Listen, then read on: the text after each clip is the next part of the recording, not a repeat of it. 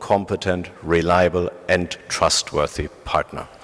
And as I said already earlier, your job is to solve problems, not to create them. Yes, you need to help the organization to understand its challenges, but you don't leave it at that. You make a large contribution to the solution of the problem. Yeah? So controlling is done for the benefit of the business. It's not a tool to embarrass your colleagues. It's done to provide insights. And finally, the strategic CFO, the person that you all would want to be, that you all should be, understands his success as the firm's success. You're not successful when somebody else fails. You can't be successful in a firm that doesn't succeed. You're only successful when the firm is. Yeah?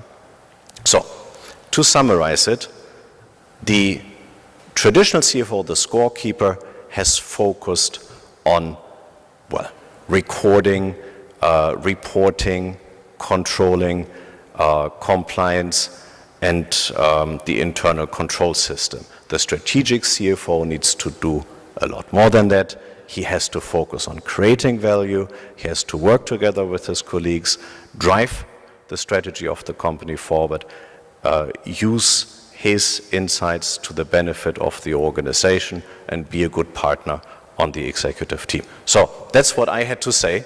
And of course, now I'm looking forward to your questions. Right, well, I think we've got time for maybe one or two quick questions. Anyone have a question that they'd like to direct to Dirk? Okay, perhaps I can. Yes, the she. We need some more she's in the room, definitely. Actually, we've got a question down there. If we could get, I'll come over to you. So it is an interesting mix in the room, so we do definitely need some more she representation for sure. But let me work my way over here. No. Excuse me. My name is Ismail Mughal, and I am a chartered accountant living in Dubai for the last 30 years. My question is about the comment which you made about the office politics, which, as you said, infrequently in almost all the offices.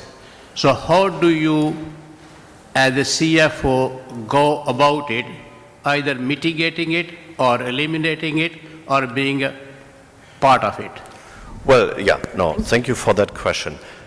I believe that you always have two choices. Yeah? One is you pour fuel into the fire, and you use an opportunity when a colleague, entrusts you with sensitive information to use that against him and to embarrass him or her. The other opportunity that you have is, of course, when you see a person in a need for help, is to build bridges for him. Yeah? To give you an example, you could be the CFO and you learn from a divisional CEO that he has a communication issue with the group CEO.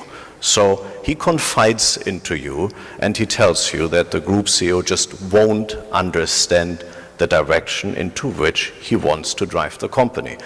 So depending on whether you like the person or not, you could run to the group CEO and say, look, he called me and he told me that you don't understand him.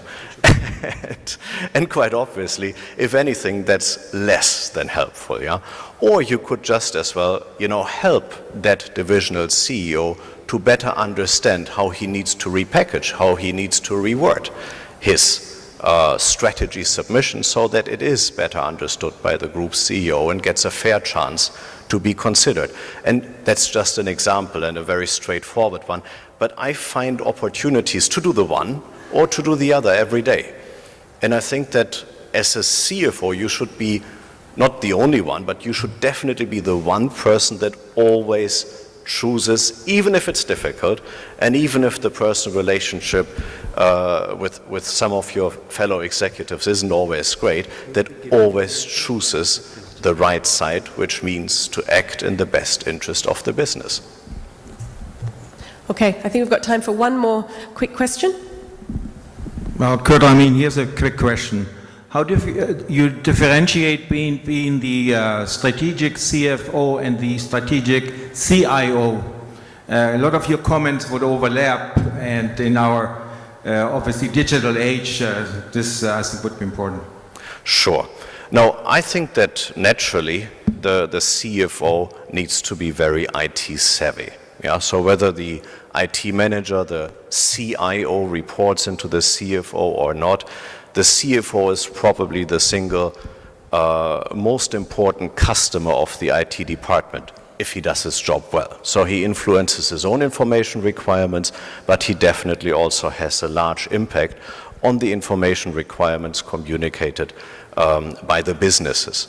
So I don't think that, you know, as a strategic CFO, you can be ignorant towards IT strategy. Yeah, but I don't see that as a, let's say, role that competes with the CIO. I see that as a role that works jointly together with a strategic chief information officer. Right, well, I think that's all we have time for, but if you'd like to all join me in thanking Dirk for his informative presentation. Thank you very much.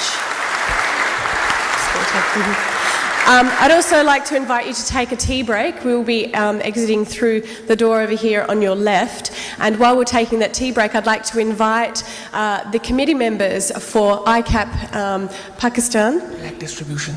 Excuse me? Yes, and I'd like to invite the committee members for Pakistan and the UAE chapter of ICAP to come up to the stage, and we will be taking a photo opportunity and having our mementos given out. So, Mr. Maksumi, if you would like to also join us on the stage, but please feel free to take your tea break now, and we will be back in the room at 5 to 11, so please, thank you very much.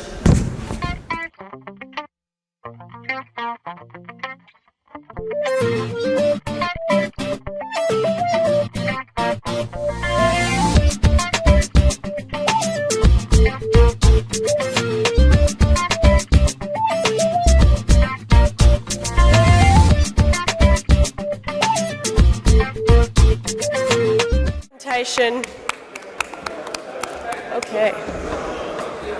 And we'll grab this opportunity for some photographs.